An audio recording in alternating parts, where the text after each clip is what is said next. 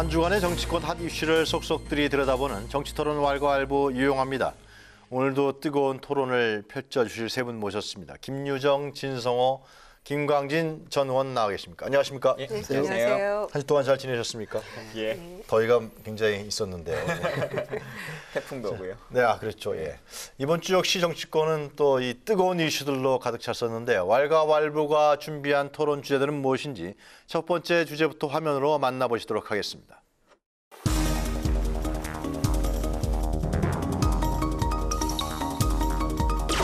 민주당은 평화와 개혁을 위한 협치 제도화를 통해 안정적인 국정 운영과 일하는 국회를 만들어 나가겠습니다. 이러한 협치 제도화가 이루어지고 성과를 낸다면 더 높은 차원의 협력과 연대도 가능해질 것입니다.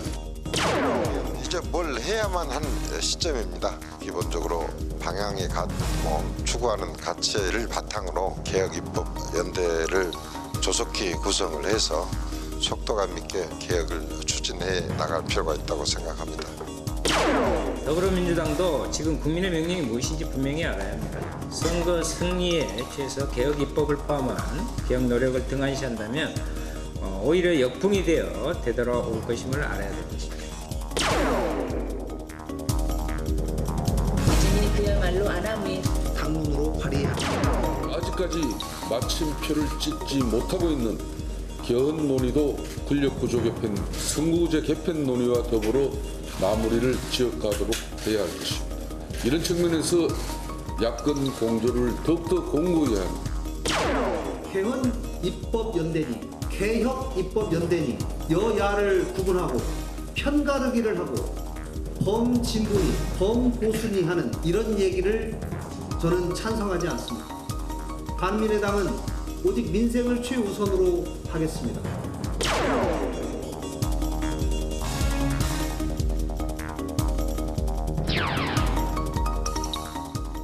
네, 왈가왈부 오늘의 첫 번째 주제는 여야 전국 주도권 동상이몽, 개혁연대 대 개헌연대 가능할까입니다. 20대 국회 후반기 원구성 협상이 진행되고 있는데요. 여야 정치권에서는 연대 논의가 활발히 오가고 있습니다. 범진보 진영에서는 개혁입법연대, 또 보수 야당에서는 개헌입니다. 개헌연대 논의가 본격화되고 있는데요. 과연 20대 국회 전반기 쟁점 법안 처리에 애를 먹었던 민주당으로서는 이 개혁입법연대가 반가운 돌파가 되지 않을까 그런 여론도 있습니다. 맞습니까? 근데 별로 반가운 건 아닌 것 같은 그래요? 생각이 예. 드는데요. 그러니까 개혁입법연대라고 하는 것이 실제적으로 가능한가라고 하는 이제 문제점이 좀 있는 것 같고, 네. 실제로 어떤 것이 개혁입법이냐라고 하는 것과 관련해서는 또 의견들이 다 다른 거지 않습니까? 예를 들어 큰 틀에서 보면 남북 관계를 좀 평화적인 무드로 가자. 그와 관련한 뭐 법안이든 어떤 제도든 이런 것들에 대한 동의는 이 연대체 안에서 좀 효과가 있을 거겠습니다만. 네. 실제 국내 안에서 여러 가지 상황들 또 지금 정부가 추진하고 있는 여러 가지 경제정책과 관련한 문제 이런 것들은 모든 정당들이 다 다른 의견을 갖고 있는 것이기 때문에 과연 가능한 것인가. 그리고 지금 이 주장을 펴고 있는 이제 가장 큰 축이 평화와 정의 연대지 않습니까? 근데 거기서 먼저 제안을 한 거죠. 근데 과연 그분들이 지금 원구성 협상에서 가장 좀 힘없는 상태로 있는 상태이기 때문에 네. 그 추진력을 얻기 위해서 제시한 것인지 이후에 진짜 하반기에 국회 운영이나 아니면 문재인 정부의 국정 동력을 만들어내기 위한 것인지라고 하는 걸 보자면 좀 전자에 훨씬 가깝지 않느냐 이렇게 홍영표 보여집니다. 원내대표는 상당히 적극적으로 얘기하고 있지 않나요? 개혁입법연대에 대해서. 근데 김 의원님 생각은 좀 다르신 것 같아요. 그러니까 그 겉으로는 같이 하겠다라고 하는데 뭐 굳이 속으로는? 반대할 이유는 없겠죠. 근데 그러나 속으로는? 실제 속내로 따져 들어가자면 예를 들면 노동법, 뭐 최저임금법 이 자체만 보더라도 뭐 정의당이나 다른 정당들이 또 우리 당과 다른 입장들 갖고 네. 있는 거지 않습니까? 네. 그래서 실제 법안 하나하나를 맞추기는 쉽지 않을 것 같다. 그리고 예를 들면 차라리 자유한국당처럼 네. 이번 개헌과 관련한 어떤 입장을 같이 갖고 가느냐라고 하는 것을 가지고 얘기를 하면 또 모르겠습니다만 뭐 그것도 별로 동의될 일은 아닌데 네. 지금 개혁입법연대라고 하는 것이 어떠한 법률과 관련해서 우리가 좀 비슷한 생각을 갖고 있는 것이냐라고 하는 것을 묻는 것도 아니지 않습니까? 네. 그래서 실질적으로 보면 원구성 협상을 위한 카드 정도로 보는 게 맞지 않을까 싶습니다. 어떻게 보세요? 우리 민주당이 조금 겸손하게 이 개혁입법연대에 대해서 고민하고 진지하게 저는 받아들여야 맞다. 이거 받아들여야 된다. 이렇게 생각합니다. 물론 제1야당인 자유한국당을 아예 무시하고 갈 수 없기 때문에 네. 그 부분에 대한 고민의 지점은 있겠습니다만 그래도 개혁입법연대라는 이 큰 틀에서의 어떤 개혁과 네. 또 국회에서 입법이 없으면 이루어질 수 없는 어떤 것들 때문에 저는 이게 반드시 필요한 것이다 이렇게 잠깐만요. 생각합니다. 개혁입법위원회는 좀 민평당하고 정의당하고 네. 바른미래당은 안 들어가는 건가요? 바른미래당은 뭐 사안발로 협조하겠다고 합니다만은 이런 개혁입법연대라는 이런 타이틀 하에 들어가지는 않겠다라는 것이 김관영 원내대표의 입장이고요. 네. 그러나 개별 의원들, 바른미래당의 개별 의원들은 어떻게든 해야 된다라고 얘기하는 그런 의원들도 있죠. 이를테면 네. 하태경 의원 같은 분들은. 그러니까 개별 의원들의 입장은 좀 다릅니다만 그래도 원내대표가 일단 얘기하는 것은 개헌, 아까 저희가 처음에 봤던 것처럼 네. 개헌연대건 뭐 개혁연대건 간에 우리는 어떤 그런 식의 편가르기식 또는 분파주의적 어떤 타이틀 안에 들어가지는 않겠다. 다만 필요에 따라서 사안발 협조는 하겠다. 이제 그런 그 내용인 것이죠. 네. 그래서 저희가 이제 지방선거도 끝났고 정의당의 지지율은 10%를 지난주에 넘었고요. 그런 상황을 봤을 때 더 이상은 청와대와 문재인 대통령의 어떤 개인기로 이 정권이 유지될 수는 없다라는 것을 민주당이 간과해서는 안 된다고 보여지고요. 민주당이 과연 무엇을 했느냐라고 하면 그냥 대통령의 인기에 편승한 것밖에 없어요, 사실은. 네. 그리고 이제는 당도 제 목소리를 내야 하고 민주당이 야당 시절에 한나라당 또 새누리당에게 했던 주된 이야기가 청와대 거시기 역할을 하지 말아라. 당은 당대로 뭔가 개혁적인 목소리를 내야 한다라는 네. 것이 이제 야당으로서의 일성이었는데 지금 민주당이 과연 무엇을 하고 있는가를 되돌아봐야 한다고 생각하고요. 이런 개혁입법 연대 어떤 연대건 뭐 연정이 어떤 과정을 통해서건 이제는 뭐 대통령의 행정명령 정도로 이 우선 국민들의 마음에 급한 불을 끄는 정도의 어떤 그런 개혁적인 시스템으로는 안 된다. 그래서 국회 안에서의 어떤 공론화 과정과 개혁 입법을 완성시킴으로써 이 정권이 가능하다, 성공이 이렇게 그러니까 보여지기 문재인 정부의 때문에 개혁 정책을 추진하기 위해서는 이러한 틀, 그렇죠. 어떤 게 필요하다 그런 말씀. 네, 반드시 필요하다고 반드시 필요하다 생각하고요. 그리고 벌써 1년이 지났기 때문에 네. 더 이상으로는 그런 어떤 주먹구구식 그리고 땜질식 처방으로는 더 이상은 안 된다라는 게 저의 생각입니다. 네. 의원님. 저는 이게 좀 반의회주의적 발상이라는 생각이 좀 듭니다. 반의회주의적이요? 예, 무슨 그래 얘기냐면요. 그런가요? 정말 민주평화당이 문재인 대통령이 개혁적 입법을 하는데 이게 참 중요한 거라 그러면 이거와 관계없이 연대를 맺지 않더라도 개별 입법을 할 때 찬성하면 되는 겁니다. 그리고 우리는 문재인 대통령의 뭐 대북 정책을 지지한다 하고 찬성하면 되는 거죠. 반면에 민주당 입장에서는 저는 난감할 겁니다. 왜냐하면 지금 개혁 입법 연대라고 하는데 그럼 개혁 입법에 대한 정의가 뭡니까? 어떤 게 개혁 입법입니까? 정의당이 생각하는 개혁 입법이 있을 수 있고 민주평화당이 생각하는 개혁 입법이 있을 수 있고 자유한국당이 생각하는 개혁 입법이 있을 수가 있습니다. 이거를 갖다 뭉뚱그려서 그래서 정당이 다른 겁니다. 그리고 민주평화당이 어떤 당입니까? 네. 민주당의 그런 어떤 독선적인 어떤 그런 그 운영에 대해서 반발하고 나서가지고 만든 게 국민의당이 있습니다. 당시. 그러면 밖에 나왔으면 그냥 그 당의 이름으로 협조하고 반대할 거면 네. 반대하면 되는데 굳이 개혁입법 연대를 하자? 만약에 진정성이 있다면요. 그럼 이번에 상임위원장이나 부의장 그 원구성할 때는 우리가 양보를 하고 민주평화당이나 그 정의당의 그 연합이 양보를 하고 네. 본인들은 그냥 쉽게 하면 국회 관리 따라 하고 나는데 그 다음에 원구성된 뒤에 케이스 바이 케이스로 이게 개혁입법 같으면 도와주면 되는 거 아닙니까? 굳이 이렇게 이걸 만드는 이유가 뭐냐? 그러니까 뭐냐면 여기에 대한 조건이 뭐냐 저는 중요하다고 봅니다. 그러니까 추미애 대표 같은 경우는 내가 뭐 당대표만 남지도 않았지만 내가 대표 하는 제로라고 한 게 뭐겠습니까? 원래 이런 연대를 하게 되면 장관 한 자리 주는 것이죠. 깨고 하면 이런 거는 유럽식으로 생각하면 당과 당이 이렇게 같이 행동할 때는 장관 자리 주고 또 하는 건데 자 그렇다면 지금 민주당은 나름대로 민주당만의 개혁 입법이라는 게 있을 텐데 네. 이렇게 하는 게 쉽겠습니까? 게다가 지금 제가 볼 때는 민주당만 해도 요즘 말이죠. 자, 이 고용노동부 장관과 원내대표 둘 다 민노총 산하의 출신인데도 불구하고 갈등을 빚고 있습니다. 예. 총리 따로 장관 따로 놉니다. 그런데 당이 다른 사람들하고 같이 연대를 한다. 저는 이게 총리 장관은 아니고 원내대표. 아니요, 총리하고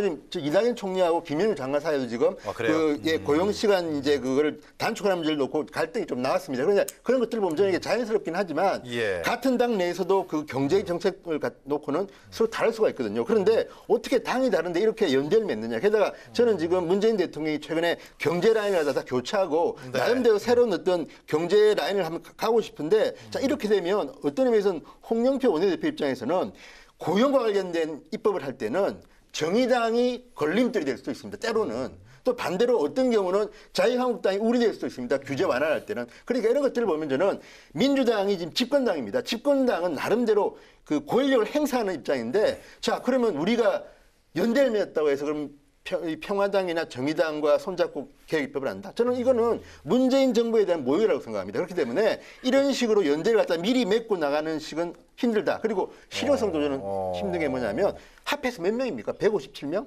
예. 박근혜 정부 때는 여당 이것보다 더 많았는데도 선진화법 때문에 이 법안이 통과 180석이 확보 안 되면요 굉장히 힘든 현실적인 문제가 있는데 157석이 가지고 모든 게 다 될 것이다. 문재인 정부의 계획이 성공할 것이다. 저는 그래서 실효성도 없거니와 정말 민평당이나 정의당이 진정성이 있다면 이거 안 만들더라도 충분히 민주당에는 그 괜찮은 계획 입법 우리가 찬성하면 밀어줘라. 그렇게 하는 게 저는 의회주의지 지금의 의회 구조는요 국민이 만들어준 겁니다. 이걸 인위적으로 어떤 목적을 위해서 연대해서만 하자. 물론 그럴 수는 있지만 어쨌든 저는 이 문제는 민주당도 물론 좀 고민을 할 필요는 있을 겁니다. 이게 뭐 장단점이 있지만 그렇지만 제가 민주당의 원내대표라면 제가 청와대라면 이런 알겠어요. 식의 정치는 의회 민주주의에 좀 바라는 게 아닌가 생각이 듭니다. 이 세 분이 보는 그 관점이 상당히 좀 다른 것 같아요. 우리 김강진 의원께서 좀 부담스럽다 그런 거 아닌가요? 민주당은 좀 부담스럽다는 거 아닌가요? 그러니까 부담스러운 것도 사실은 뭐 있을 수 있는 국정 것이고. 운영과 개혁을 하기 위해서는 이건 해야 되는 거 아니냐 이런 틀은. 반면 진 의원님은 이거는 의회주의적 발상이 아니다. 이건 실효성도 저는 한마디로 인위적이다 이거죠. 인위적이다 이런 건데. 그러니까 김희정 의원님 말씀하신 것처럼 사실은 야당과 협치하고 논의를 같이 하는 것 중요한 포인트라고 생각합니다. 그런 틀 같은 게 필요한 건 아니에요? 그런 틀이 필요한 것인데 지금 이 논의를 주장하고 있는 분들은 네. 그냥 157석으로 좀 밀어붙여 보자라고 하는 이야기를 가장 크게 얘기하고 계신 거지 않습니까? 근데 바른미래당이 들어오면 3분의 2가 넘어요 여기에. 근데 사실은 그 뭐 필리버스터까지 가거나 뭐 그러지 않는 네. 이상은 3분의 2까지는 굳이 필요한 것은 아니죠. 우리가 개헌까지 한다면 3분의 2가 필요하겠습니다만 예. 일반 법률은 과반만 넘으면 또 되기 때문에 일반적인 법들은 다 했죠. 아까 박근혜 정부 때 이보다 더 많은 걸로도 못했다라고 하셨지만 사실은 거의 다 했거든요. 그리고 실제로 필리버스터까지 했던 그 테러 방지법도 다 통과를 시켰던 것이기 때문에 150석 이상, 150석 과반수 이상으로 뭐 밀어붙이려면 밀어붙일 수 있는데 과연 집권당 입장에서 제1당과 2당을 아예 논외로 두고 네. 그 외에 3당과 4당과 협치해서 이야기를 주고받는 것이 과연 야당과의 협치라고 우리가 볼 수 있을 것인가. 또 그렇지 않는 측면들이 훨씬 더 크기 때문에 그래요. 자유한국당에 대한 국민들의 평가나 비판들이 있는 것도 사실이지만 그래도 지금의 국회 운영의 의석수라고 하는 것을 배정해놓은 그것을 인정해야 되는 것이니까요. 네. 그걸 같이 고려할 필요성이 있다고 생각합니다. 개혁입법 연대의 필요성에 대해서도 좀 의견들이 좀 다르신 것 같은데요. 그런데 이게 민주당에서는 그러면은 그 홍영표 원내대표 같은 경우는 바른미래당도 할 수 있다 그런 얘기를 했었단 말이죠. 그럼 이건 뭐 그냥 얘기하는 건가요, 밖으로? 그러니까 바른미래당이 해야 일단 의석수 확보라고 하는 것이 훨씬 더 명확하고 네. 그래도 최소한 3당 정도까지는 들어와야 무슨 얘기가 더 깊어지지 않겠습니까? 근데 그러니까 완전히 말 그대로 전선을 긋는다면 자유한국당을 빼고 어떻게 논의해보자라고 하는 것까지는 해볼 수 있겠습니다만 지금은 뭐 바른미래당이 그걸 동의할 수 있는 상황도 아닌 것 같고 실질적이지도 않는 것 같고요. 가장 중요한 건 어떤 걸 주고받을 거냐. 아까 진호님 말씀하셨는데 그러니까 원구성이라도 끝나고 난 이후에 개별적으로 법안과 관련한 논의들이 막 깊어질 때 얘기가 나왔다면 충분히 의미가 있을 텐데 지금 뭐 평화정의연대 같은 경우는 상임위원장도 2석을 달라 뭐 이런 거지 않습니까? 그리고 국회 부의장도 달라 뭐 이렇게 계속 요구를 하고 있는 상태에서 이것 제안한 것이기 때문에 실제 그것에 대한 요구가 훨씬 더 큰 것이 아니냐 이렇게 보여지는 이 거죠. 안에는 연정이라는 의미도 좀 숨어 있는 거 아니에요? 글쎄요, 거기까지는 뭐 지금 아닌 것 같고. 이것조차도 안 아직 뭐 되는데. 구체화되지 못했기 때문에 연정까지는 조금 너무 이제 앞서 나간 얘기가 아닌가 생각이 되는데요. 지난번에 저희가 원구성 문제 가지고 얘기를 했을 때 이를테면 그 민주평화당이 상임위원장 2석, 부의장 우리 줘야 한다. 네. 그 평화정의연대에서 연대. 그러면은 그거를 다 얻을 수 있을 거라고 생각하고 던지지는 않는 거죠. 최대치를 던져놓고 가능한 것을 확보하는 것이 협상의 기본이기 때문에 지금 뭐 이 개혁 입법 연대를 제시한 진위가 무엇이냐 이렇게 다 따지면 뭔가 이제 정치권에서 이 화두를 던지면 거기는 뭔가 저희가 있는 거 아니냐라고 생각하는 게 대부분이죠. 이게 정말 순수한 의도일 것인가 이렇게 합니다만은 그래도 이 민주평화당하고 정의당이 연대하면서 네. 과연 그게 될 것인가 이렇게 서로 이 굉장히 좀 다른 부분이 많은 두 정당이 그런데 잘 흘러가고 있죠. 그러면서 또 개별 정당의 정책은 또 각자 또 얘기를 하고 있고 지난 선거도 또 나눠서 치렀고 그런 것처럼 이 개혁 입법 연대라는 것도 민주당이 생각할 고민의 점이 많은 건 제가 아까 말씀드렸고요. 제1야당을 완전 무시하면서 이렇게 갈 수 있겠는가. 그 부분이 아마 고민의 지점이긴 할 테지만 그래도 소탐대실에서는 안 된다고 저는 생각합니다. 그렇단 말이에요. 궁금한 게 어떤 틀로 해야 될까요? 그런 게 궁금한데 개혁 입법 연대를 한다 그랬을 때 그래서 어떤 틀이 있어야 될 거예요. 그래서 아까 바른미래당은 뭐 이도저도 안 하겠다. 우리는 민생이 최우선이다라는 게 김관영 원내대표의 일성이었는데 그래서 또 혹자는 그렇게 얘기하더라고요. 그러면 이거를 개혁 입법 연대로 하지 말고 민생 입법 연대로 하자라는 또 이 네이밍을 또 새롭게 제시하면서 했는데 저는 그것도 농담 같지만 하나의 방편이 될 수 있다고 생각하고요. 그래서 지금 국민이 원하는 그런 그 입법사항이 굉장히 많은데 예. 정말 손 놓고 있는 상황이잖아요. 그래서 이 민주당 정권이 정말 민주당 정권으로만 가야 되는 것인가? 전체를 다 아우르는 정권으로 가야 하는데 그 문재인 대통령 취임 후 첫 일성이 문재인 정권이 아니라 민주당 정권이 되게 하겠다. 민주당 정부가 그런 되게 얘기 하겠다 했었죠. 이랬는데 예, 예. 지금까지는 그냥 문재인과 청와대의 정권으로 보여져요. 그렇기 때문에 이제 정말 민주당 정권 그거를 넘어서는 정말 이 무드를 아우르는 그런 그 정권으로 가기 위해서는 그야말로 이 촛불혁명의 의미를 담겠다고 늘 네. 얘기하지 않습니까? 그러면 그 촛불혁명에 함께한 국민들은 민주당 편이 있고 아닌 사람이 있고 이렇게 나눠지지 않다고 저는 생각하기 때문에 그런 모든 국민의 염원을 담기 위해서는 네. 개혁 입법 연대건 그 무엇이건 저는 민주당이 알겠어요. 예, 소탐대실하지 말고 또 실기하지 말고 이거를 받아들여야 된다 이렇게 생각하는 거죠. 진현이 그렇게 된다면은 제가 한번 그러니까 개혁 입법 연대가 만약에 가시화된다. 그러면 한국당만 어떻게 보면 패싱되는 그런 반개혁 정당이 될 수 있는 그런 정치적 수도 있는 거 아니에요? 아니 그럴 수 있죠. 저는 네. 아까 누차 말씀드렸지만 이게 왜 지금 문제가 되냐면 최근에 민주당 초선원들이 이제 심포지엄에서 그런 이야기를 했습니다. 네. 우리가 앞으로 제대로 된 정당을 만들기 위해서는 청와대도 비판할 건 비판하자. 뭐냐면 지금 제가 볼 때 민주당의 지금 당면 과제는 네. 대통령은 잘하는데 민주당은 지금 뒤처지고 있는 이걸 어떻게 극복하느냐가 제가 볼 때는 지금의 과제입니다. 그런데 박전 의원은 그 라디오에 나와서 그런 이야기를 합니다. 네. 아니 추미애 대표가 자꾸만 연정을 가능성 제로라고 하는데 그분이 몰라서 그렇지 우리는 지금 민주당 쪽 사람들하고 이야기 다 하고 있다.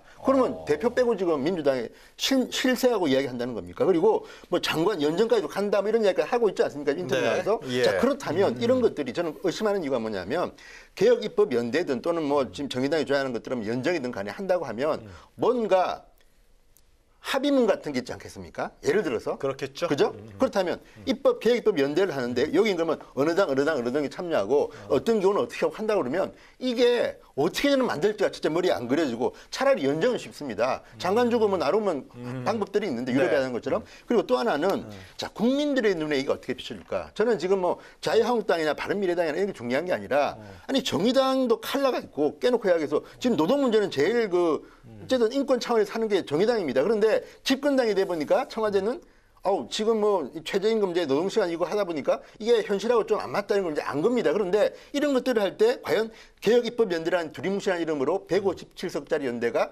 가능하겠느냐 현실은 근본적인 물음이고 또 하나는 자유한국당은 지금 그걸 바랄지도 모릅니다. 왜냐하면 네. 지금 사실은 인기가 극에 달아 이제 많이 떨어졌는데 오히려 이렇게 만약에 패싱을 하게 되면 국민들이 또 견제를 할지도 모릅니다. 그러니까 그래요? 제가 볼 때 민주당이 오히려 걱정할 거는 이거 뭐 그러니까 만약 연대를 맺고 만약에 국회 관행을 무시하고 뭐 평화당이나 정의당의 상임위원장 자리 주고 부의장 주고 하면요. 이거야말로 제가 볼 때는 의회 민주주의를 갖다 무시하는 처사입니다. 그러니까 이런 것들을 제가 볼 때는 네. 지금 돌아오고 있는 것들에 대해서 저는 민주당의 많은 의원들은 지금 걱정할 겁니다. 뭐 물론 개혁입법연대, 개혁입법을 다 도와준다는 걸 반대는 안 하겠지만 이런 식으로 뭐 계약관계에 의해서 도와준다?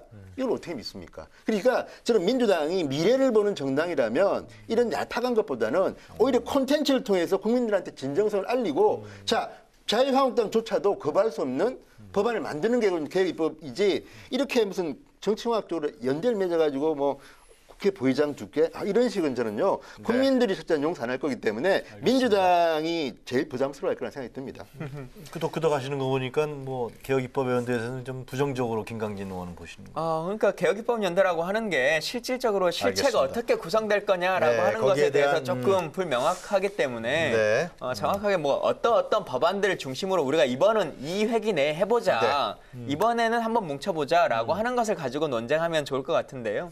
지금은 어느 분도 지금 그 주장은 아니기 때문에 그게 더 좀 지켜봐야 수월하지 될 것 않아요? 같습니다. 그러니까 전 단순하게 생각했을 때 사안별로 이렇게 그 사당의 협력을 받아내는 것보다 우리 편 좀 딱 끌어들어온 다음에 이렇게 하는 게 더 쉽지 않을까 생각하는데 하여튼 복잡한 뭐 수들이 이 안에 많이 숨어 있는 것 같아서 예. 쉽게 얘기할 사항은 아닌 것 같습니다. 차라리 합당이 저는 합당이 좀 합당이요? 말은 예, 차라리 합당을 하든지 연정도 아니고. 예, 합당이 말이지 아니 이런 식으로 제가 볼 때 의회라는 게요 이게 의회 민주주의를 만든 이유가 다 있습니다. 그런데 정당을 만든 이유도 있는데 이런 식으로 할 거면 차라리 합당하는 게 낫죠. 왜냐하면 케이스 바이 케이스가 아니라 그런 식으로 우리가 연대맺었으니까 모든 입법을 갖다 같이 공조하자. 그럼 당 같이 하지 왜 그럽니까? 한 당에도 지금 민주당이나 자유한국당 같이 큰 당은요 그 당 내에서도 서로 싸웁니다. 법안 가지고. 그런데 어떻게 이걸 지금 이렇게 연대를 가지고 하겠다는 건지. 진영께서 굉장히 부정적으로 보시는 것 같아요. 왜냐하면 의회판데 의회 민주주의에 이게 좀 안 맞다고 봅니다. 왜냐하면 유럽에서 이렇게 이 연대하는 거 하고 이거하고는요 좀 차이 좀 다릅니다. 무슨 뭐 연정이라는 건 거의 그렇죠. 뭐 연정을 일상화되는 하는 거죠. 왜냐하면 다수파가 왜냐면 유럽에는요 과반 의석을 얻는 정당이 거의 없습니다. 그러니까 이 연정이라는 걸 하는데 지금 이 경우는 유럽하고도 다르고 좀 제가 볼 때는 특히 알겠습니다. 이제 이 원구성 끝난 뒤에 하라면 제가 진정성 이해하겠지만 원구성을 앞두고 이렇게 하는 거는 있다. 예. 그러니까 같은 색깔로 보면 남북관계 문제에 대해서는 갖고 있는 거니까 그 부분은 우리가 합시다라고 한다면 모르겠습니다만 일반 법률에서 과연 하나하나의 그래요. 국회를 맞출 수 있을지 그건 잘 모르겠습니다. 알겠습니다. 제가 마지막으로 한 예. 질문 던질게요. 저는. 그래요? 뭐 더 설명 안 하고요. 자, 그럼 민주당이 이 개혁입법연대라는 것을 수용하지 않았을 때, 자, 하반기 국회를 어떻게 꾸려갈 것인가? 예, 답이 있나요? 저는 없다고 생각합니다. 민주당 뭘 할 수 있죠? 근데 130석으로? 이걸 하면 157석만을 가지면 나머지 2당과 3당하고는 얘기를 하지 않고도 국회를 다 운영할 수 있는 것이냐? 그건 그것도 아니죠. 똑같은 질문인 그렇지 것이죠. 않죠. 예. 그러니까 사안별로 4당과 얘기하는 거, 4개의 교섭단체와 얘기하는 것보다 그 나머지 3개 하는 것보다는 큰 틀에서 어느 정도 뜻을 함께 할 수 있는 세력은 연대를 하고 이를테면 자유한국당과 바른미래당이 사안별 연대가 가능하다라고 하면 그게 훨씬 논의는 쉬워지는 거죠. 물론 이제 그러니까 묶을 수 있을 우리가 때 저는 묶어야 된다고 생각하는 묶어졌으면 거죠. 앞으로 다른 말 하지 말고 법안과 관련해서는 민주당이 내는 법안을 가지고 갑시다라고 한다면 모르겠습니다만 그게 과연 현실성이 있느냐라고 하는 얘기죠. 정의당이나 뭐 민주평화당이 일반 뭐 종부세법이든 아니면 최저임금법이든 이런 법이 나왔을 때 정부 정책이 그렇게 가는 걸 우리가 연대했으니까 우리는 아무 말 하지 않겠습니다. 이렇게 가겠냐? 그렇지 않는다는 거죠. 그러지 않죠. 아니 어떤 법이든 그럼 그렇지 논의 안 하는 법이 있나요? 다 의견은 그렇습니다. 다를 수 있는 거고 예, 마찬가지로 다 가는 토론하고 거죠. 가는 예. 거죠. 그렇지만 그래도 큰 틀에서의 어떤 이런 합의가 이루어진다면 첨예하게 이견이 있는 그런 법들은 뒤로 한 발 물러서더라도 나머지 부분에 대한 것들은 선별적으로 우선 처리할 수 있는 그런 이점도 있다는 거죠. 그러나 어떤 하나가 걸려가지고 첨예하게 대립하다 보면 쉬운 것도 풀 수 없는 그런 여러 가지 어려움이 있기 때문에 저는 할 수 있을 때 이렇게 심지어 정의당도 지금 하겠다는 거 아닙니까? 굉장히 적극성을 보이고 있죠. 아니면 정의당이 글쎄 저는 선뜻 정의당이 함께 하겠다는 거에 대해서 좀 의아한 점도 있었어요. 그런데 이렇게 하겠다고 할 때 이렇게 불을 지필 때 저는 뭔가 알겠습니다. 함께 해야 된다 이렇게 생각하는 거죠. 그러지 않고서는 민주당이 굉장히 어려워진다. 저는 이렇게 판단합니다. 저 짧게 한마디만 그러세요? 덧붙이면 이게 얘가 많은 사안이네. 숫자가 다가 아닌 이유가 뭐냐면 18대 국회 우리 같이 하셨지만 그때 민주당은 제일 야당이지만 80석 정도였습니다. 그랬죠? 그렇지만 할 말 다 했습니다. 저는 의석이 다가 아니라고 봅니다. 그러니까 정말 콘텐츠가 확실하고 개혁 입법이라고 생각하면 자유한국당 쪽에서도 저거 우리 반대했다가는 정말 우리 또 욕먹겠다 그러면 찬성할 겁니다. 그러니까 그런 식으로 접근해야지 이런 정치공학적인 연대를 통해서 또 157석은 제가 볼 때 실효성도 별로 없는 규모인데 그것 가지고 저는 이게 과반은 대단한 거 아니에요? 아닙니다. 아니에요?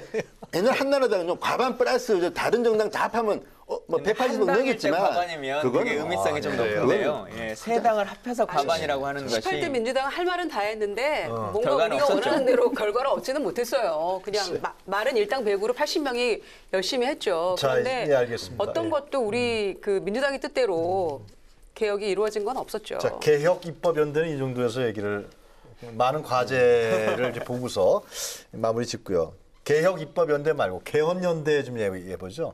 개헌 연대 우리 김강식 의원께서. 근데 과연 지금 누가 자유한국당과 연대를 할 거냐라고 하는 그 그래요? 근본적인 질문이 개헌을 떠나서? 개헌을 떠나서 자유한국당과 우리가 한 팀입니다라고 하는 것을 손댈 만한 정당이 과연 있을 것인가라고 네. 생각해보면 뭐 그러지도 않을 것 같고 실제로 뭐 연동형 비례대표제나 이런 내용들이 겉으로 보기에는 소수 정당들도 원하는 내용인 것 같지만 자유한국당이 원하는 그 선거구제 개편의 방식과 정의당이나 민주평화당이 요구하고 있는 선거구제 개편의 방식이 전혀 다른 거지 않습니까? 네. 그래서 과연 개헌과 선거구제 개편이라고 하는 공동의 틀을 가지고 우리가 연대해서 논의해 봅시다라고 하는 것이 실효성이 있을까라고 생각해보면 이것도 거의 없는 거죠.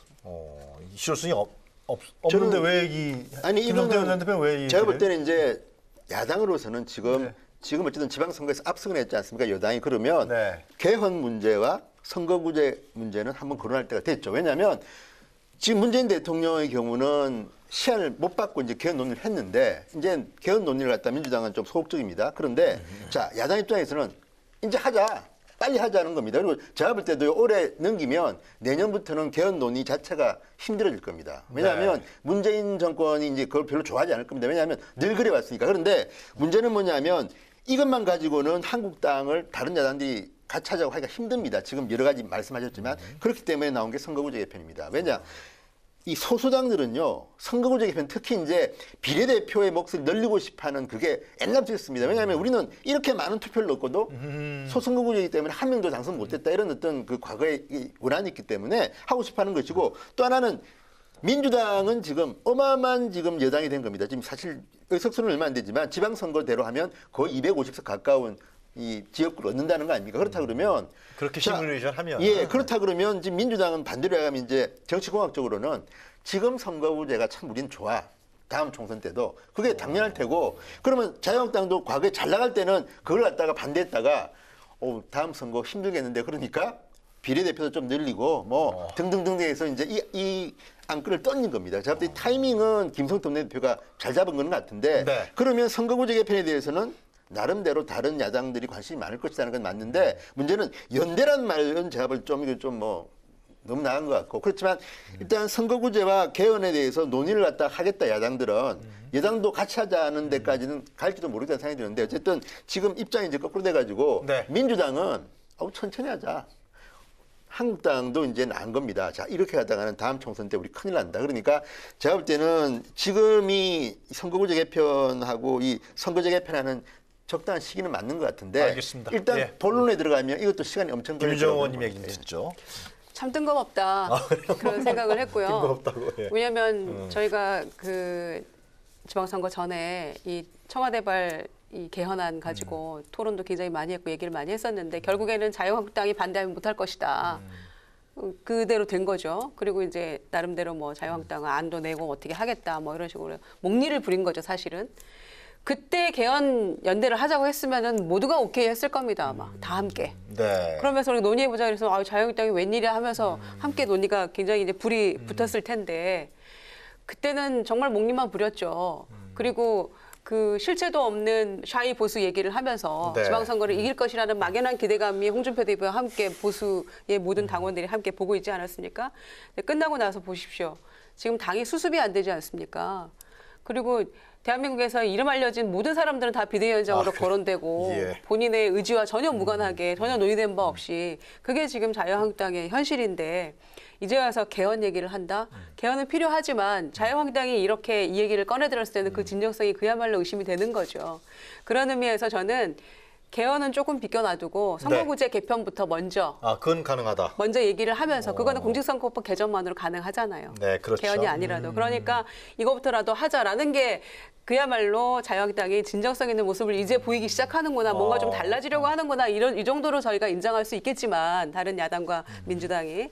그런데 개헌 입법연대 이거는 좀 늦었다 이렇게 생각하고요. 우선 할 수 있는 분리해서 것도 연대하자. 분리해서 하고 분리해서 얘기를 하고 그리고 시기적으로 조절해가면서 해야지. 네. 지방선거 전에 얼마든지 할 수 있었던 거를 그렇게 그 반대하고 목리만 부리다가 이제 와서 당이 어려우니까 그거를 이 눈길을 돌리려고 하는 네. 그런 것 중에 하나겠죠. 지금 수습도 안 되고 있고 반성이 기반하지 않기 때문에 반성이 네. 우선되어야 하는데 아무 반성도 없이 개별 의원들 누구 하나 제대로 지금 뭐 사과하거나 반성하거나 이런 거 보이지 않고 그냥 명망과 비대위원장 한 사람만 갖다 놓으면 모든 게 수습될 것처럼 하고 있잖아요. 예, 알겠습니다. 거기에 덧붙여서 그거 플러스 개헌 얘기를 꺼내면 뭔가 조금 그럴싸해 네. 보이는 네. 그런 걸로 국민을 또다시 기만하려는 모습이 아닌가 저는 이렇게 자, 생각합니다. 우리 김정은 얘기 들어봤을 땐 선거구제 개편 부분에 대해서는 이번에 이제 만약 국회가 이제 원구성이 돼서 예. 개원되면은 이 문제는 상당히 나올 것 같아요, 그죠? 중대 선거구제하고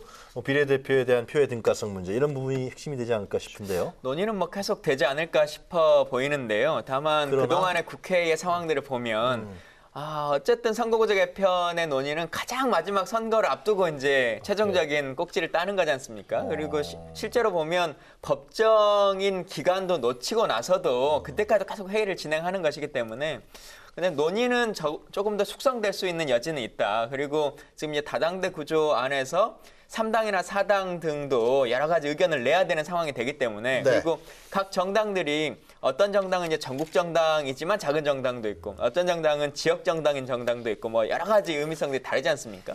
그래서 서로의 이야기들은 끊임없이 생산하겠고 앞으로 한 1년 반 동안 얘기는 나오겠지만 네. 결론을 내는 것은 선거에 임박해서 되지 않을까 또 싶습니다. 논의는 할 수 있지만 선거하지만 한 1년 9개월? 1년 9개월 예. 총선 되려면 1년 9개월.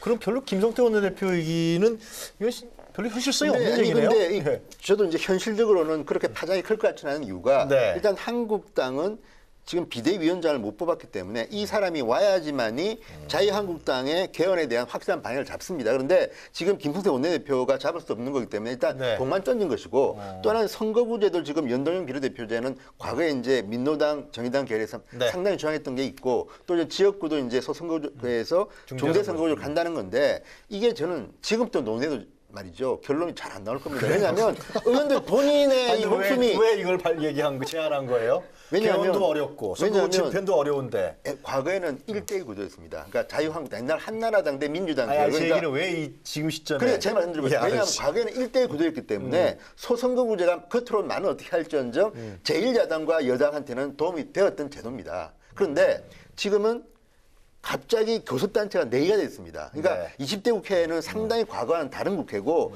지금 과반수 정당이 없는 상태 아닙니까? 그러면 이때 지금 정의당이나 민평당 입장에서는 법을 바꿔야 되는 겁니다. 선거구제를. 왜냐하면 지금이 제가 볼 때 절호의 타이밍이지 지금이다? 지금 놓치면요. 그다음에는 힘듭니다. 그리고 과거의 선거구제 개편이나 선거제도 개편은 민주당과 한나라당 정도 두 당만 오케이 하면 대충 끝났습니다. 그런데 이번에는 çok 복잡합니다. 그렇다 보니까 지금 선거구제는 제가 봐도 이 선거제도는 굉장히 중요한 이슈를 갖다 김성태 대표가 던진 건 맞는 그래요? 것 같고 개헌 문제는 좀 복잡할 수 있는 게 뭐냐면 일단 이 바른미래당이나 자유한국당은 이 대통령의 권력을 좀 줄이자는 분권형으로 입장이고, 가자는 거고. 그러니까 다른 정당들은 아직까지 각 당의 확실한 그것들이 잘 나타나지 않고 대통령 안은 나와 있습니다. 그렇다 보니까 민주당은 뭐 비슷하게 갈 것이고 그러다 보면 논의는 저는 시작할 때는 된 것 같은데 다만 이런 혼란스러운 상황에서 김성태 원내대표가 던졌다고 해서 네. 이게 뭐 상당히 저는 알겠습니다. 영향을 발할 걸 보지는 않습니다. 그렇지만 개헌 논의는 필요할 때는 된 건데 지금 한동안은 저는 아주 지지부진할 그럼 거라는 일단 생각이 1차적으로 한국당이 좀 내부 정리가 돼야지만 이 그렇죠. 문제가. 이것도 제가 볼 때는 왜냐하면 이거 언제쯤 될 것 같습니다. 뭐 다음 주면 대충 그 이름이 나온다는 거 아닙니까? 17일 날인가? 그렇죠. 근데 예, 그건 17일 알 라고 수는 일단 없죠. 발표는 예. 했는데 어떻게 알 될지 수는 없죠, 모르겠죠. 근데. 예. 뭐 그렇지. 내부 수습하기 전에 한국당이 이슈를 선점하고 있는 게 하나도 없기 때문에 네. 불파고 마련을 위한 저는 뭐 그냥 이슈는 하나의 잘 제안 던진 거라고 보여지죠. 이렇게 그렇게 예. 보여집니다. 아, 그래요? 네. 근데 선거구제 선거구제는- 개편의 논의가 들어가려면 사실 이제 가장 먼저 또 논의해야 될 것이 의석수를 변경할 거냐 말 거냐부터 시작해야 되는 거지 않습니까? 네. 그래서 실제 의원 정수가 정해져야 네. 이 선거구를 어떻게 확정하고 또 논의할 알겠습니다. 것인지 그리고 비례대표 숫자를 어떻게 할 것인지라고 하는 알겠습니다. 큰 틀의 조정이 있어야 되기 때문에 쉽지 않은 거죠. 하여튼 빨리 좀 한국당이 내부 문제를 수습하고요. 원구성을 빨리 좀 해야 이런 문제도 좀 진전이 생기겠군요. 그럴 것 같습니다. 한국당이 하여튼 다음 주에는 내부 수습하기를 기대하겠습니다. 한국당이 분발해야 국회가 풀리겠네요. 아, 잘 되겠죠. 예, 한국당도. 예. 알겠습니다. 자, 그럼 첫 번째 주제는 이 정도에서 저희가 마무리 짓고요. 두 번째 주제 화면으로 만나보시도록 하겠습니다. 심도 있는 논의를 통해 현재 부동산 부동산 자산에 대한 지속적인 과세 형평 제고, 둘째, 자산 과세 특성을 감안한 점진적 개편, 셋째, 거래세 일부 부담 완화와 종부세 수입 전액을 지방을 위해 쓴다는 방침을 지속하겠다는 원칙하에 개편 방안을 마련하였습니다.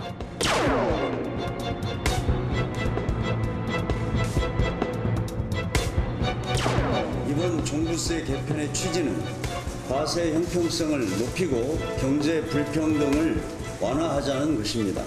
충분히 검토한 뒤 9월 정기 국회에서 처리될 수 있도록 최선을 다하겠습니다.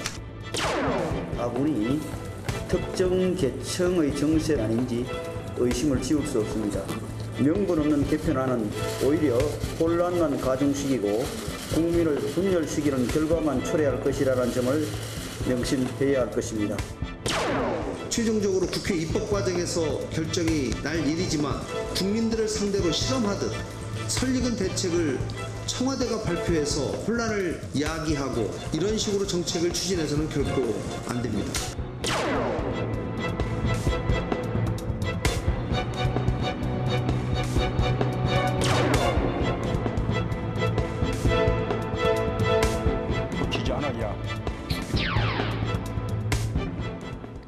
네, 왈가왈부 두 번째 주제는 문재인 정부 종합부동산세 개편안 발표, 부자 증세 본격 시동 권한입니다. 정부가 다주택자를 겨냥한 종부세 개편안을 발표했죠. 정부는 재산이 많은 사람이 더 많은 세금을 내도록 과세 체계를 개편했고요. 또 부동산 가격이 오른 만큼 보유세 부담을 늘렸다고 설명했습니다. 정부 안대로 법이 바뀌면요, 다주택자 또 고가주택 보유자일수록 세 부담이 크게 늘어서 경우에 따라 종전보다 약 70% 넘게 세금이 늘어난다고 합니다. 정부는 오늘 발표에 이어서 종부세를 포함한 세법 개정안을 마련해서 국회에 제출하고 또 내년부터는 시행에 들어갈 계획이라고 밝혔는데요. 그러나 이 문제 갖고서 지금 화면에서 보셨습니다만 여야의 반응은 상당히 크게 엇갈리고 있습니다. 야당은 징벌적 과세라고 또 이렇게 얘기하면, 또 종부세 하면 또 좀 이게 예민한 부분에 대한 과거에 대한 기억도 있고요. 자, 먼저 우리 김 의원께서 종부세 개편안 어떻게 보시고 계신지 말씀해 주시죠. 사실 뭐 그 참여정부 시절에 네. 이제 만들어진 제도지 않습니까? 그래서 이제 그때부터 있었고, 그리고는 계속 이제 진행이 유지돼 왔었던 법안인데 참여정부에만 있었던 것은 아니고 그 이후에 10년간 계속 유지를 했습니다. 근데 조금 줄어들었던 상황이었고, 이것을 다시 조금 원천적으로 되돌리자, 원래의 취지 정도로 맞춰보자라고 하는 것인데, 네. 비율로만 보면 참여정부 시절보다는 더 낮은 비율입니다. 그때보다 세금을 좀 더 낮추는 상황이고, 또 그때는 없던 세금을 한 2.5%, 3% 정도를 신설하는 것이니까 3%라고 하는 증가분이 명확하게 좀 있었던 것인데, 예. 지금은 2%대 정도에 있었던 것을 2.5% 정도로 올리는 거니까 0.5% 정도의 증가분이거든요. 그래서 사실은 그렇게 세 부담이 크지는 않을 거다라는 생각이 좀 있고, 사실 그렇기 때문에 이제 평가가 좀 엇갈리고 있는 부분이, 이 정도의 그 인상분으로 실질적으로 원하는 효과를 좀 얻을 수 있을 만큼이냐라고 하는 주장을 하시는 분들도 있고, 그래도 점차적으로 조금씩 0.5%씩 이제 늘려나가고, 또 공정시장 가액을 매년 이제 올려나가는 범주를 통해서 네. 실거래 금액으로 좀 맞춰 나가면 우리가 원하는 것이 좀 점진화되지 않겠느냐라고 하는 주장을 펴시는 분도 있어서 뭐 좀 지켜봐야 될 것 같다는 생각은 듭니다. 진 의원님 말씀 주시죠. 그렇죠. 저는 이제 그 10년 전에 그때에 비교해서 지금 상황은 상당히 좀 바뀐 건 사실입니다. 그럼에도 불구하고 걱정되는 것은 시장이 어떻게 반응할지를 또 봐야 될 겁니다. 왜냐하면 자, 과거에도 이제 노무현 대통령 시절에 네. 종부세 폭탄이라고 그때 불렸는데, 이걸 하니까 실제로 세금 내는 사람들은 뭐 수십만 원, 만 원, 뭐 수백만 원 더 내는 건데, 근데 시장 가격이, 아파트 값이 적은 평수는 거의 뭐 3배, 4배 오른 겁니다. 그러니까 이 실제로 아파트를, 고급 아파트를 소유한 사람들은 네. 세금은 한 100만 원 좀 더 냈는데 집값은 거의 한 뭐 8억, 10억이 오른 겁니다. 그러니까 우리가 생각하는 거하고 다르게 시장은 반응하는데, 저도 이제 이 목적이 예를 들어서 그 지금 부총리가 말씀하신 것처럼 이 과세 정의를 갖다 실현한다면 저는 이게 맞다고 봅니다. 그리고 이 정도는 저도 그래서 다른 OECD하고 비교를 해봤더니 OECD의 보유세 평균이 11%인데 우리가 이렇게 해도 10% 정도 되기 때문에 거의 비싼 수준이기 때문에 뭐 감당할 정도는 된다고 봅니다. 그럼에도 불구하고 걱정되는 거는 우리나라가 OECD 국가들하고 다른 점이 뭐냐면 그 현금 보유액보다도 부동산 보유가 굉장히 높습니다. 그러니까 우리는 거의 한 70% 이상이 부동산을 포함해서 이제 비금전 소득 재산입니다. 그런데 다른 나라는 50%가 안 되는 나라가 대부분입니다. 그러다 보니까 우리나라는 집이 전 재산인데 이걸 가지고 좀 비싸다고 해서 돈 더 내라? 그러니까 거부감이 좀 있습니다. 그런데 10년 전과는 다긴 하지만 앞으로 시장이 어떻게 이제 반응할지는 모르겠지만 만약에 이 목적 중에 하나가 강남 집값을 잡기 위한 거라면 저는 실패할 가능성이 더 높다. 이거는 저는 그런 생각이 드는데 그럼에도 불구하고 저는 이 정도 저도 그래서 계산을 좀 해봤는데 이 정도면 잘고 또 하나는 이 정도면 괜찮은 것 같아요. 또 하나는 이번에 전 잘한 게 뭐냐면 집을 3채 이상 가지고 있는 데 대해서 과세를 좀 세게 했습니다. 저는 이게 맞다고 보는 게 아무리 집값이 비싸다고 하지만 한 채 가지는 사람들은요. 원래 살 때는 쌌는데 집값이 올라가지고 비싸야 됐는데 은퇴자들한테 세금을 내라는 거는 제가 좀 가혹합니다. 그리고 이미 대법원이나 뭐 헌재에서도 이게 뭐 문제가 있다는 판례도 있기 때문에 이런 것들은 좀 봐주지만 세 채 이상 가진 사람들 아예 임대업자가 되든지 아니면 세 채 이상의 고가 아파트를 갖고 있는 분들은 저는 세금을 더 내는 게 맞다. 투기성이 있다. 예. 그런데 문제는 이제 이게 그럼에도 불구하고 시장이 어떻게 반응할지는 그리고 또 하나는 타이밍인데 지금 우리 경제가 조금 지갑을 안 푸는 타이밍에서 이걸 갖다 실시하게 될 경우에 대한 문제에 대해서는 조금 더 고민할 필요가 있다. 그렇지만 어쨌든 법안 자체 이게 이제 종부세법안을 개정해야 되는 건데 이 자체를 볼 때는 저는 뭐 이렇게 실망스러울 정도는 아니고 오히려 나름대로 이 정도는 할 때는 됐다는 생각이 개인적으로 듭니다. 종부세 개편안의 원래 취지는 불평등을 좀 완화시킨다 그런 거 아니겠습니까? 그렇죠. 자산 불평등을 해소하고 또 부동산 시장을 안정시킨다 뭐 이런 거였는데 그게 이제 종부세 그 인상의 주요 그 목적이죠, 사실은. 그런데 과연 의도대로 될 것인가는 조금 지켜봐야 될 것 같아요. 두 분 다 시장 상황을 봐야 된다 그런 거네요. 어떤 부분이냐면 이제 부동산 시장이 과연 안정될 수 있을 것인가. 이 기본적인 전체의 이 정부의 취지는 되게 공감을 하고요. 그런데 이제 걱정되는 부분이 있는 거죠. 여기에 대해서 뭐 반대한다거나 이런 게보다는. 첫째는 7천억 정도의 세수 증가가 예상된다고 해요. 종부세 이 정도 예상하면. 그런데 너무 미미한 것 아닌가. 그리고 실제로 종부세를 부담하게 되는 사람은 뭐 불과 몇만 원 정도, 이 정도 인상에 불과한데 뭐 10억 정도의 공시지가 그 주택을 가지고 있는 사람이 뭐 13,000원인가가 인상이 되더라고요. 그러니까 너무 미미한 것 아닌가. 그리고 그 정도의 집을 가지고 보유하고 있는 사람이 만 얼마 뭐 몇만 원 더 내는 거는 전혀 부담스럽지 않은 거기 때문에 시작할 때 조금 제대로 해야 되는 게 아닌가 저는 오히려 그런 생각이 들었고요. 오히려 약하다. 오히려 좀 너무 약한 게 아닌가 이런 생각이 들었고. 그리고 이제 3주택 이상의 뭐 중과세 하는 거 이 부분에 대해서는 굉장히 잘했다 이렇게 생각을 해요. 그리고 또 한편으로는 임대소득자로 그 신고를 해라라고 이제 김현미 장관은 누누이 처음에 얘기를 했었는데 신고하면 또 혜택을 받는다고 또 이제 얘기를 했기 때문에 그런 부분은 뭐 형평성이 맞는다고 저는 생각을 합니다. 그런데 말씀하셨듯이 이 강남의 집 한 채, 그래서 똘똘한 집 한 채라는 얘기가 나오지 않습니까? 그러니까 뭐 얼마 세금을 더 내더라도 나는 3개건 4개건 다 팔아서 정리해서 하나 가지고 있겠다라고 하는 것이 어떻게 이 부동산 시장에 영향을 미칠지 앞으로 그런 부분에 대한 우려가 있는 것이죠. 그래서 부동산 그래서 그런 거를 고려했을 때는 저는 조금 더 오히려 그냥 처음 시작할 때 강화를 좀 하고 그런 것이 중요하지 않나 이렇게 생각을 하고요. 특히 이제 그 재정개혁 특위에서 이 공고한 안 가지고 기재부하고 이제 옥신각신하는 그런 모습을 보였고 최종은 어쨌거나 정부안이 국회 넘어오면 9월에 국회에서 논의가 되고 또 이제 한바탕 뭐 서로 논란을 하겠죠. 그렇지만 정부 안에서는 조금 일치된 목소리가 좀 나와줘야 되는 게 아닌가. 그런 혼란이 이미 정부 안에서 그 대통령사는 재정개혁 특위하고 또 이 기재부하고 조금 서로 엇박자 나는 그런 모습이 과연 그러면은 국민들이 보는 시각에서는 과연 이게 옳게 가고 있는 것인가에 대한 의구심이 일 수밖에 없는 거죠. 그리고 또 공고안에 대해서 기재부가 바로 그냥 받아치고 나오고 그건 아니라고 하고 이런 부분들이 꽤 있었죠. 그러니까 보유세를 인상하면 거래세는 낮춰야 된다랄지 금융소득 종합과세 부분에 대해서는 아직 시기상조다. 오히려 이 금융소득이 부동산으로 또 몰려갈 위험성이 있다. 이러면서 이 공고 안 하고 기재부하고 서로 엇박자 내는 그런 모습. 이거는 이 정책의 실효성을 따지기 전에 앞서서 정부 자체에서 조금 이거는 조정할 필요가 있지 않았나. 그런 아쉬움이 또 먼저 드네요. 몇 가지 좀 이제 얘기가 나온 것 같아요. 그러니까 두 분의 공통적인 의견은 시장이 이것을 제대로 받을 것이냐. 정부 안대로 시장이 그래서 긍정적인 반응을 할 것이라는 문제가 있는 것 같고요. 그다음에 이제 너무 약했다. 아니 좀 더 더 세게 해야 된다라고 네, 김정은 의원님 저는 그렇게 말씀하시고 생각합니다. 그리고 정부하고 왜 이런 부분 정부 내에서 엇박자가 났느냐 그런 일단 종합부동산세의 목적이 네. 정확하게 뭔가라고 네. 하는 것을 좀 되짚어봐야 될 것 같은데요. 그러니까 흔히들 우리가 부동산 정책 혹은 세금 정책이라고 하는 것을 하면 강남 집값을 잡기 위해서라고 하는 걸로 등치되지 않습니까? 네. 근데 사실 종합부동산세를 지금 정부의 발표도 그렇고 실질적으로 강남 집값을 잡기 위해서는 아니다. 뭐 그것을 주 목적으로 하고 있는 것은 아니다라고 하는 거지 않습니까? 네. 공정과세라고 하는 것에 대해서 좀 정상화하자라고 하는 것이고 여기서 얻어지는 이익금을 가지고 지금 낙후된 지역들에 대해서 예산을 좀 훨씬 더 배분하겠다. 지금 현재의 상황을 보면 많이 더 정확히 다 걷어진다고 하면 1.1조 정도 되는 것인데 네. 뭐 세금이 그렇게 다 걷어지진 않으니까 1조 원이 조금 안 되는 정도의 추가 세수가 발생하는 것은 좀 지방으로 쓰겠다라고 하는 것인데요.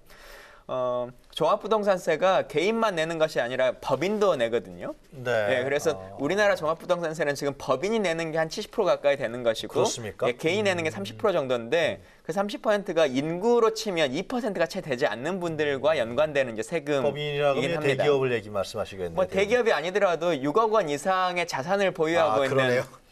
기업들은 뭐 공장 갖고 있어도 낼 수 있는 것이니까 여러 기업들이 이제 내긴 할 텐데요. 그래서 실제 시민들 자체로 보면 전체 인구의 1.5에서 2% 정도의 인구만이 극소수다, 이런 극소수만 이제 관할하는 세금이고 그 중에서도 지금 이제 핀셋 증세로 더 추가적으로 말하고 있는 3주택이라고 하는 것까지 들어가면 훨씬 더 적은 것이죠. 다만 지금 이제 그 공시 지표의 가표를 조금 바꾸면서 예전에는 말 그대로 공시지가라고 하는 것만을 가지고 얘기를 하니까 네. 강남 집값이 사실상 실거래가는 10억 정도인데 공시지가 6억이다 이렇게만 얘기를 하니까 계속 이제 혼선이 있었던 건데 이걸 좀 조정하겠다라고 하는 겁니다. 그게 이제 조정돼서 늘어나는 세금을 내야 하는 분들이 한 35만 명, 뭐 40만 명 이제 이 정도가 늘어나게 되는 것인데요. 공시지가와 실거래가의 차이점들이 조금씩 줄어들면서 아마 그것 때문에 매년 그 종합부동산을 내는 인구가 조금씩은 더 늘어날 거라고 보여집니다. 근데 그런 부분 정도는 충분히 강남에 집을 보유하고 있는 대한민국 상위 한 2% 정도의 분들이라면 감당할 만한 정도의 범주다. 근데 이것에 대한 기대 효과가 진짜 보유세로서 더 이상 집을 못 갖게 하려고 하는 의도까지는 효과성을 달성하기 좀 어렵다라는 것은 보여지는 것 같고요. 네. 또 말씀하셨던 재정개혁 특위의 권고라고 하는 것을 왜 그대로 좀 정부에서 이견인 것처럼 보여지는 것이 있는데 사실 이제 그때는 세 가지를 권고한 거지 않습니까? 근데 그 세 가지를 다 직접적으로 우리 정부가 지금 시행한다고 하면 우리 시장이 받아들일 수가 없다. 그러니 일단 이거부터 시작하겠다라고 하는 것인데요.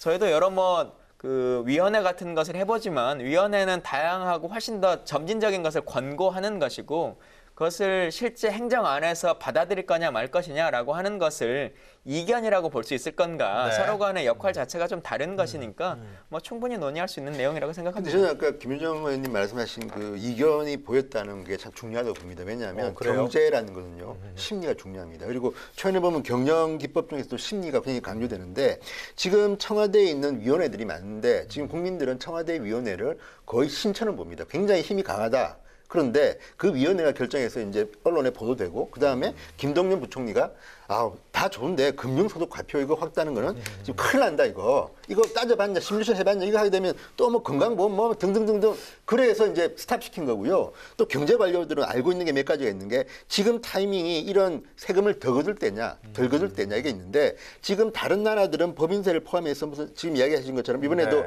기업들이 갖고 있는 땅은 안 올립니다. 왜냐하면 지금 다른 나라는 낮추고 있습니다. 그래서 지금 기업 활성화를 통해서 이제 규제를 완화하는 분위기인데 대한민국만 계속 뭐 조세 정의 이야기하면서 이제 부자들한테 돈을 거두면요. 부자들은 솔직히 한 달에 1년에 무슨 10만 원, 100만 원 내는 거 아무 일도 아닌데 100만 원 냈으면요. 1억을 걸어드립니다. 대개 강남 집값은 그렇게 해서 지금까지 온 겁니다. 그런데 그런 것들을 감안 안 하고 하면 안 되고요. 또 하나는 그래도 저는 이번에 김동연 부총리가 나름대로 중심을 잡으려고 노력한 모습이 언론에 보도됨으로 따라서 저는 문재인 정부의 경제정책이 그동안에 비판을 많이 받았는데 조금은 이제 그 안심을 하는 단계인데 그럼에도 불구하고 저는 이게 모든 게 타이밍입니다. 아니 세금 아까 말씀하신 것처럼 세금 더 얻어서 1조가 안 되는 돈을 걷기 위해서 이렇게 했는데 자 부동산 업자들이 볼 때는 이거 타이밍이다. 투자하자. 그러면요. 생각도 못했던 다른 경제 현상이 일어나는 겁니다. 그러니까 이런 것들에 대해서 과연 얼마나 지금 우리 정부가 준비하느냐인데 저는 그래서 금융소득 과세 과표 유전 이거 확대도요 굉장히 위험한 건데 잘 막았고 저는 지금 타이밍에서 경제는 타이밍이고 심리인데 어떻게 해야 되는데 이걸 잘못 발표하면요. 또 투자가 위축됩니다. 지금 대한민국의 문제는 돈이 갈 데가 없어 지금 헤매고 있습니다. 이 돈을 투자를 하도록 이끌어내야 되는데 그 노력을 같이 해야지 이런 이제 이 징벌적 과세가 효과를 보는 건데 지금처럼 투자를 하도록 하는 규제 완화는 하지 않고 자꾸 이런 식으로 세금 더 걷을 국리만 하면요. 경제가 더 힘들어지고 지갑은 더 네. 다칩니다. 알겠습니다. 하여튼 뭐 정부가 발표는 했습니다만 그 취지와 의도에 대해서 국민들이 다 이해할 거라고 여겨져요. 근데 이 현실적으로 어떻게 풀어나갈 거냐라는 문제. 그래서 아마 김동연 부총리 상당히 고민을 하면서 여러 가지 논의를 한 것 같은데요. 시장에서 어떻게 이 문제를 받아들일지 한번 또 지켜보고요. 국회에서 또 논의를 해야 되니까요. 예, 법안 그렇죠. 사항이기 때문에 뭐 9월 국회에서 좀 더 논의되거나 아니면 알겠습니다. 이게 예산 부수 법안이어서 안 되게 되면 예산이 통과될 때 아마 딸려가지 않을까 싶습니다. 정기국회 전에 시장 반응이 좀 체크되지 않겠어요, 아무래도? 네, 알겠습니다. 근데 이게 청와대가 일자리 수업과 경제 수업을 바꿨습니다. 이게 제가 볼 때는 청와대 이런 경질은 처음이거든요. 그러니까 그걸 보면 대통령도 이미 이제 현실에 대한 감각이 생기기 시작한 것 같기 때문에 네. 앞으로 어떻게 될지는 좀 지켜봐야 되지만 어쨌든 지금 경제를 갖다가 좀 부흥시키는, 좀 발전시키는 걸 고민해야지 지금 저 경제 수업이 바뀐 이유가 뭡니까? 경제학적으로 입증이 덜 된 그 소득 주도 성장 이야기했다고 생각 아닙니까? 그러니까 하더라도 좀 적당히 균형을 잡는 그런 경제 정책이 좀 필요할 때가 된 것 같아요. 알겠습니다. 네. 자, 오늘 두 가지 주제 이 정도에서 마무리 짓고요. 또 세 분이 준비하신 코너죠. 제가 봤을 때 인기 코너 같은데. 사진 한 컷. 김유정 의원 사진 한 컷 보도록 하겠습니다. 네. 4대강 사업에 대해서 감사원이 4번째 감사 결과를 얼마 전에 발표를 했죠. 그래서 결국에는 수심을 6m로 파고 또 물을 8톤을 뭐 담아야 하고 이런 모든 것들이 드디어 그 주범이 이명박 전 대통령이다. 네. 이렇게 이제 확실하게 밝힌 거죠, 사실은. 예. 그래서 그때 당시를 돌이켜 생각을 해보면 정말 무던히도 이제 당시 야당들이 싸웠었는데 이건 대국민 사기극이다. 누구를 위한 4대강이냐. 그리고 혈세 22조에 유지비까지 하면 31조인데 31조. 이럴 수 우리가 지금 저희가 지금 종부세 예. 인상 가지고 뭐 그 1.1조? 예. 1조 1천억 정도, 1조 정도 가지고 매년 인상하는데 31조면 30년입니다. 이게 지금 종부세 인상하는 30년 거둘 돈인데 그걸 생각하면 기가 막힐 일이죠. 그걸 가지고 무슨 편가르기 증세다 이렇게 지금 그 보수야당들 얘기하고 있는 것조차도 기가 막힐 일이고요. 이 4대강 사업에 대해서 원죄 있는 모든 사람들을 책임자 처벌해야 된다고 저는 생각합니다. 그때 당시에 이 4대강 사업 반대했던 그 교수들, 학자들에 대해서 네. 사찰하고요. 그리고 연구비 지원도 끊기고요. 이런 일이 얼마나 허다했습니까? 그리고 찬성하는 또 이 학자들에 대해서는 정말 이 돈 잔치였다는 거 아니겠습니까? 그런 거를 이 돌이켜 생각해 봤을 때 기가 막힌 결과고요. 감사원도 직무유기죠, 사실은. 매번 감사 결과가 이렇게 달릴 수 있습니까? 정말 무슨 홍수 예방하고 4대강 국회에서요, 이 국감할 때 그때 누구였는지 기억이 안 납니다만 저는 이제 국토위원은 아니었으니까. 어떤 식의 4대강 질문을 해도 국토부 그 고위 관계자들이 공직자 중에 답을 그 천편일률적으로 하는 사람이 있었어요. 어떤 식으로 질문을 해도 한강에 팔뚝만한 잉어가 펄떡펄떡 뛰어다니고요. 이렇게 얘기를 해. 어떤 질문에 대한 답도. 누군지 잘 기억 안 나십니까? 아니 찾으면 금방 찾겠죠. 그런 모든 사람을 국민을 현혹시켰던 그 모든 사람들 포함해서 저는 책임자 처벌해야 된다고 생각하고요. 이명박 전 대통령이 지금 구치소에 있으면서 뭐 네. 조사도 회피했다고 하는데 정말 양심이 있다면 그 한반도 대운하 만들려고 끝까지 포기했다고 하면서 포기하지 않았다는 반증이잖아요. 네. 그런 거 생각하면 우리가 종부세 1조 올리는데 그게 무슨 편가르기 증세다 어쩌다 이렇게 얘기하고 있는 것 자체가 그 자체가 정말 너무 자괴감이 든다 이런 생각이 들고요. 정말 정책의 우선순위가 무엇인지 이 국민을 위한 정말 제대로 된 이 리더의 생각이 얼마나 중요한지 이 4대강 사업의 감사 결과가 말해준다고 생각을 하고요. 네. 이명박 전 대통령이 정말 사죄해야 한다고 생각하고 당시 함께 부안해동했던 모든 사람들 저는 처벌도 반드시 함께 이루어져야 된다 이렇게 생각합니다. 저는 이제 하신 말씀 있어요? 붙이면 일단 사장에서 문제가 된 부분에 대해서는 정말 처벌할 건 처벌하고 사과할 건 사과해야 되지만 네. 이 지금 김유정 의원님이 했던 이 말의 이 발단에 된 것은 감사원의 감사입니다. 그러니까 이 감사원이 4대강을 가지고 한 4번쯤 했습니다. 감사를. 늘 했는데 이번에 감사원 결과를 보면 이렇습니다. 4대강이 실패인지 성공인지는 우리가 말할 수가 없다. 두 번째, 대통령은 감사원법에 따르면 감사원의 대상이 아닙니다. 조사할 수가 없다는 것이고 또 하나는 자 이번에 이걸 끝낸 뒤에 감사원이 검찰 수사 의뢰 제로, 이 공무원 처벌 제로 아무것도 한 게 없습니다. 그렇다면 이거는 언론 플레이 한 거 말고는 실질적으로 한 게 없는 것이고요. 또 하나는 18대 국회 저도 있었는데 4대강 관련해서 문제되는 것도 알겠습니다. 많았지만 들어보세요. 야당도 지금 민주당 의원들도 그 당시에요. 토론하는 우리 지역구에도 4대강 좀 해달라는 분들도 많았습니다. 깨놓고 이야기하면. 그러니까 알겠어요. 이 모든 거는 공정하게 처리해야지 지나갔다고 해서 어떤 파퓰리즘적으로 평가할 건 아니고 그러나 결과적으로 봤을 때는 잘못한 거는 집 처벌해야죠. 우리 조상이 물려준 이 아름다운 금수강산이 이 4대강으로 인해서 상당히 훼손됐다라는 거에 대해서는 글쎄요. 하여튼 그렇죠. 그거는 뭐 그래서 제가 그 역사 범죄니까. 강물은 흘러야 되고요. 자연의 섭리를 거슬러 알겠습니다. 가면 재앙만 온다. 저는 그래서 이렇게 제가 다음 생각합니다. 사진을 준비했습니다. 네, 알겠습니다.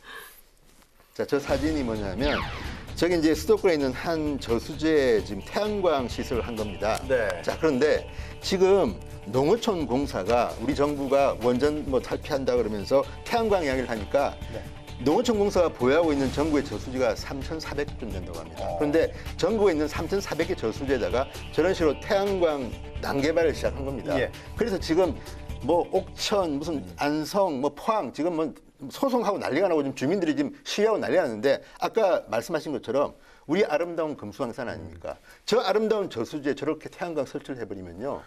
저 주민이 어떻게 되겠습니까? 그러니까 지금 주민들은 실질적으로 피해를 받고 있다고 주장하고 있습니다. 이 아름다운 저수지가 저렇게 됨으로 해서 주변이 어쨌든 간에 집값도 떨어지고 난리 났다는 것이고 또 하나는 엊그저께 태풍 하나 오고 나니까 자, 저 저수지뿐만 아니라 저 이제 산에 설치되어 있던 태양광 시설이 다 무너지고 난리가 난 겁니다. 네. 자, 취지가 어떻든 간에 이런 식의 난개발을 갖다가 농어촌 공사가 한다. 누구 지시대로 하는 겁니까? 저는 이 문제에 대해서는 여당이나 정부에서 한번 관심을 가질 필요가 있다. 저렇게 아니 저수지에다가 저런 식으로 태양광을 난개발해서 우리나라의 이 아름다운 금수강산을 저수지마다 저렇게 할 건지 또 저게 실효성이 얼마나 있는 건지 그러니까 여기에 대해서는 고민할 필요가 있다. 4대강을 비판하면서 우리 저수지를 저렇게 3,400개 저수지를 저런 식으로 농어촌 공사가 우리가 소유한 거니까 하겠다? 이런 기획은요. 저는 참 이해가 안 됩니다. 제발 좀 소통하는 이 문제는 언론에 크게 보도가 됐기 때문에 아마 조사가 들어갈 것 같아요.